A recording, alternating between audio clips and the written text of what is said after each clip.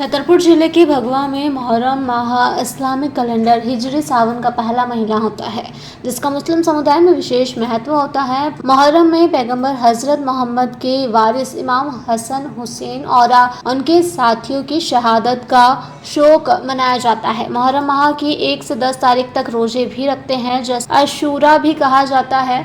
मुहर्रम में ताजियों को सजाकर शहादत को याद किया जाता है। रविवार को भगवा के मुख्य चौराहों से होकर बस स्टैंड से होते हुए पुरानी ईदगाह पहुंचा। उसके बाद नई ईदगाह होते हुए वापस पुराना बाजार, नई जामा मस्जिद। मुहर्रम पर्व के जुलूस में पुलिस और प्रशासन के द्वारा भी विशेष सुरक्षा व्यवस्था की गई। इस्लामिक मान्यताओं के मुताबिक आज 1400 साल पहले करबला की लड़ाई में मोहम्मद साहब के नवासे बेटी का बेटा नाती हजरत इमाम हुसैन और उनके 72 साथी शहीद हुए थे। यह लड़ाई इराक के करबला में हुई थी। लड़ाई में इमाम हुसैन और उनके परिवार के छोटे छोटे बच्चों को भूखा प्यासा शहीद कर दिया गया था। इसलिए मुहर्रम में सबीलें लगाई जाती है, पानी पिलाया जाता है, भूखों को खाना खिलाया जाता है। इस्लामिक मान्यताओं के मुताबिक करबला की लड़ाई में इमाम हुसैन ने इंसानियत को बचाया था, इसलिए मुहर्रम को इंसानियत का महीना कहा जाता है।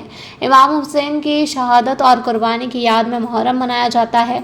इमाम हुसैन की शहादत की याद में ताजिया और जुलूस निकाले जाते हैं। छतरपुर से भरत यादव की रिपोर्ट।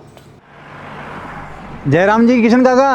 राम राम भाई, राम राम। क्या दोनों भाई बैठ के क्या हिसाब लगा रहे हो? ऊटी लहसुन के भाव आ गए क्या?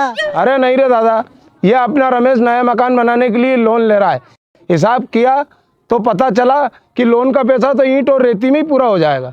और अभी तो सीमेंट लानी है, सलिया लाना है और तो ठेकेदार को भी पैसे देने हैं। मेरे तो कुछ समझ में ही नहीं आ रहा कि कैसे बनेगा मेरा नया मकान।